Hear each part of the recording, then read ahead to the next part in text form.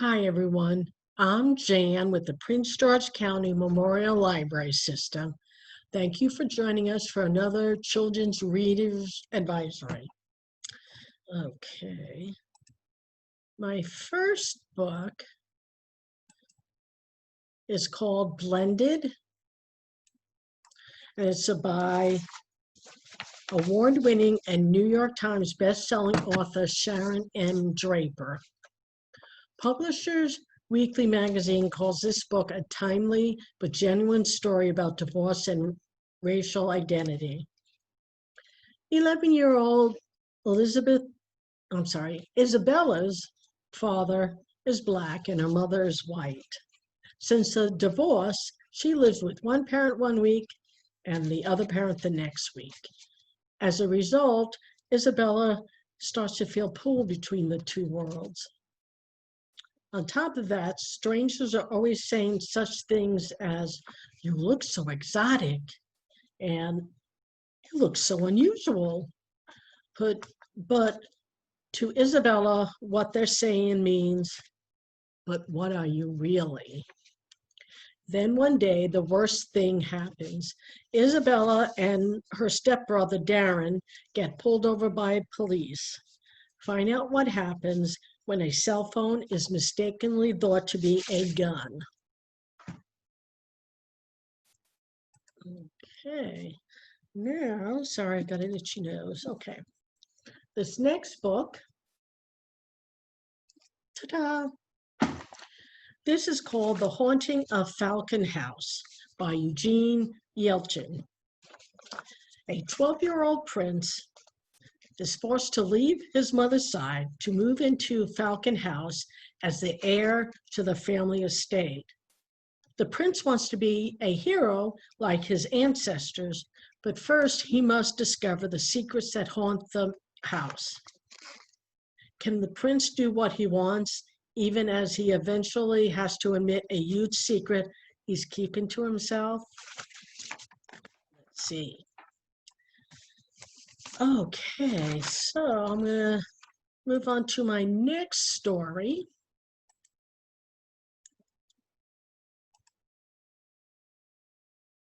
Okay, share. Okay, this book is called Clementine by Sarah Pennypacker, and it also happens to be a series, so it doesn't matter what order you read the books in. Clementine is not having a good week. On Monday, she gets sent to the principal's office. But it wasn't Clementine's fault that her friend Margaret's hair needed to be cut. On Tuesday, Margaret's mom is mad at Clementine. On Wednesday, she gets sent to the principal's office again. On Thursday, well, let's just say Thursday, Friday, and Saturday weren't any better. Actually, Clementine had a disastrous week. I think if we read this book, we'll find out if Clementine has a plan to make things better. She certainly thinks she has a better plan. Okay. Now, on to my next book called Friend or Fiction, a magical realism read by Abby Cooper. Jade's life had changed as her best friends have moved from their no-name town in Colorado, and now her father has been diagnosed with cancer. So to cope, Jade makes up a best friend, Zoe, who will never leave her side. In her notebook, Jade writes stories of everything she and her best friend do. Then one day, Jade's made-up friend shows up in school, and Zoe is doing and saying everything Jade wrote about. Jade's not sure if she wants to share made-up Zoe with the world. With Zoe's hope, will Jade be able to cope with her father's illness, and will she be able to let her friends be themselves? Enjoy reading the story and find out how things turned out for Jade. Okay, now I'm going on to my next story.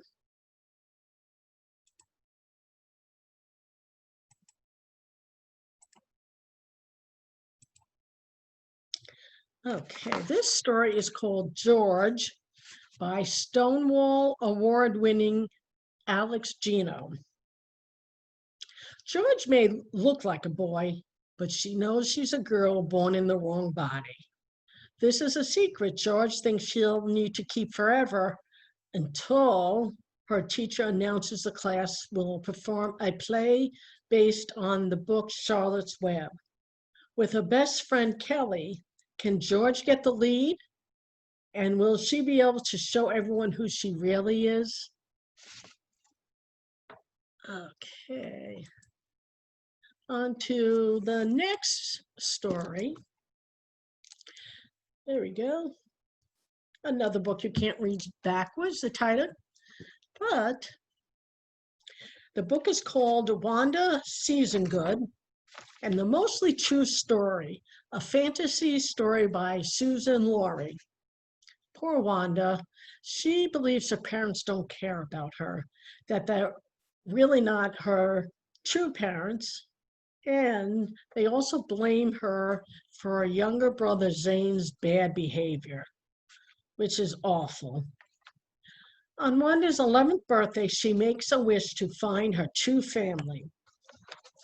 Follow Wanda on her journey with a talking bluebird who knows the truth. If only he can remember what the truth is. Will Wanda break the spell she and her family are under, or will she be stuck with the wrong life? Find out by reading this story. Okay. Now, on to my next book.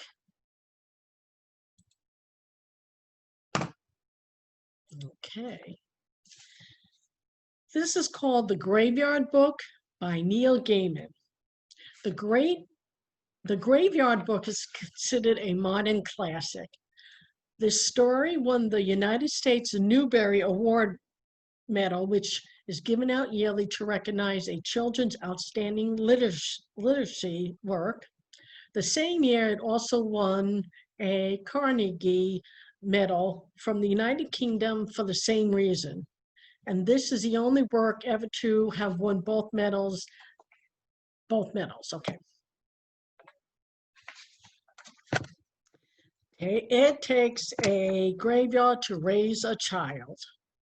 Nobody Owens, known as Bod, is a normal boy, or he would be a completely normal boy if he didn't live in a graveyard, being raised by ghosts and a guardian who belongs to neither the world of the living nor the world of the dead.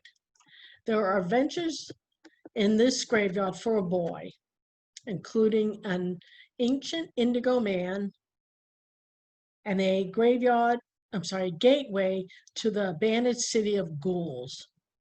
But if Bod leaves the graveyard, he will be in danger from a man named Jack, who has already killed Bod's family.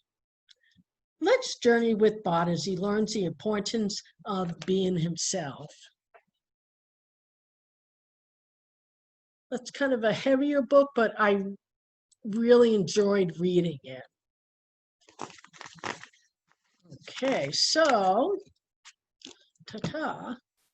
My next story is called Stella Diaz Never Gives Up, and it's by award-winning Angela Dominguez. This story is based on the author's experience of growing up Mexican-American and includes some simple Spanish vocabulary. Stella is an environmental activist and wants to make a difference in the world. She is happily surprised when her mom plans to visit the family in Mexico, until They arrive there, and Stella learns of all the water pollution. See if Stella, with the help of old and new friends, can make a difference, because remember, Stella never gives up. I happen to like all the books I'm talking about. I've read them all. Okay, so now I am going to go on to my next story. Share my screen. Okay, this is called The One and Only Ivan by Catherine Applegate.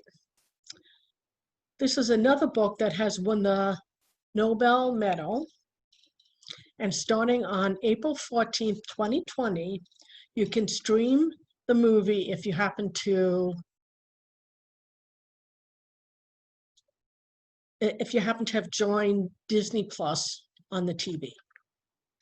And I really love this story. It's based on the true story of Ivan the gorilla, who spent 27 years in captivity.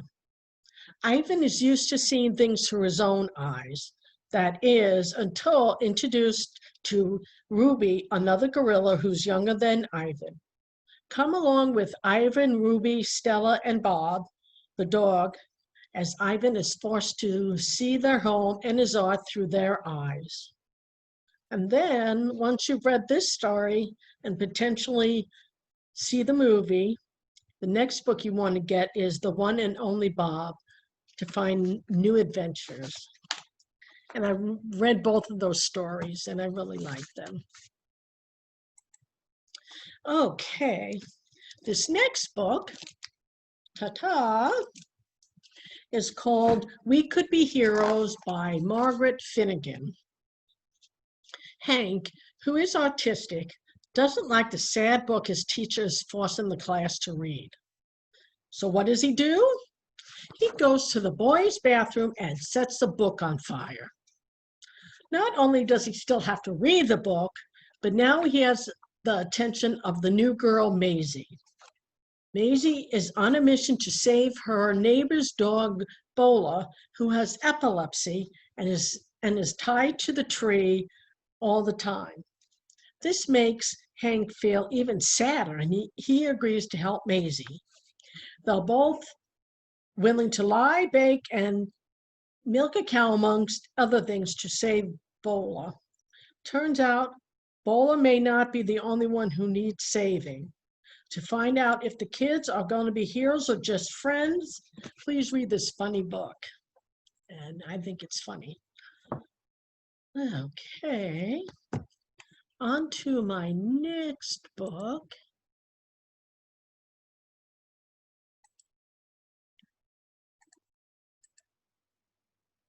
Okay, this book is Spy School by Stuart GIBBS, and this series is one of the best sellers on the New York Times list. Ben Wrigley has a big dream: to become a superstar agent. Unfortunately for him, Ben is the biggest nerd, he's awkward, and can't seem to get back and forth to middle school without stumbling, never mind becoming an agent. One thing Ben is good at is science, so he's not surprised he gets to go to a magnet school with a focus on science. Well, follow Ben through this 8-book series to find out what this magnet school is really all about. And then also Stuart GIBBS has written another series called Moonbase Alpha, along with other standalone books. And I have read Moonbase Alpha, which I thought was a good series. Okay, so on to my next story. This is called Vera Vance Comic Star by Claudia Mills. What are Vera's two biggest concerns? One, even though Vera loves drawing and making comic books, her mom isn't so sure going to the comics after school class is educational enough. Two, Nixie, her best friend, wants to work with Vera on the project for the end of school Comic-Con at the end of the project. The thing is, Vera has her own idea for a comic by herself. So let's see what happens. Can Vera still stay friends with Nixie, even though she wants to write her own story? And will she even be able to stay in the after-school class? You'll have to read the story to find out. Okay. Now I am going to go to my next story. Okay,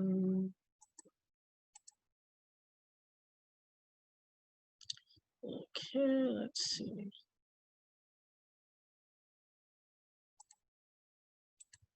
Okay, The Giver. It's by Lois Lowry. Again, we have another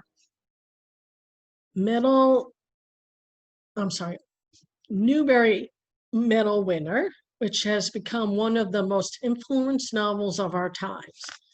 12-year-old Jonas seems to live in a world where everything is nice and everyone feels content. But his eyes are open when his life assignment is the receiver of memory. Join Jonas on his journey through the reality of his dark, complex, and fragile community.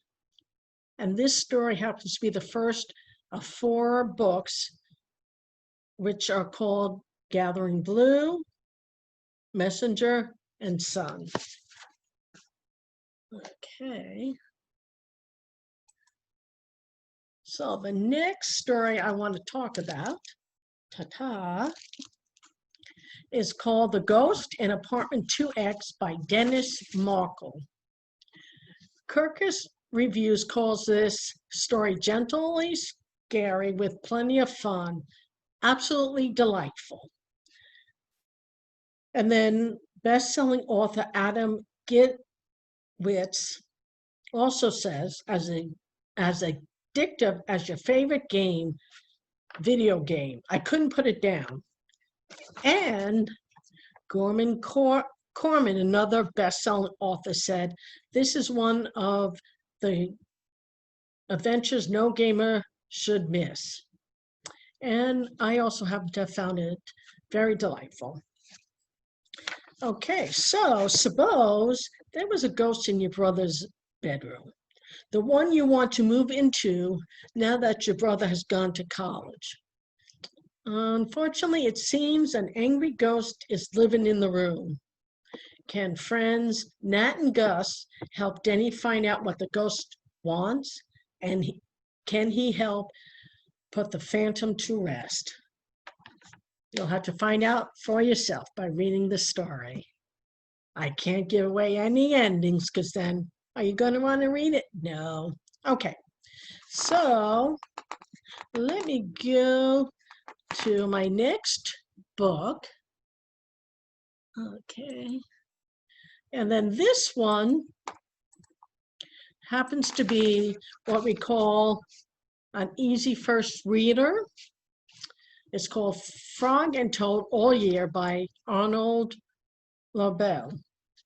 And this publisher says it's a reading level 2. And I always like to tell the parents or caregivers that it's best to look at the book to see whether or not it's for your child. So in this story, no matter what Frog and Toad do, they'll always be friends.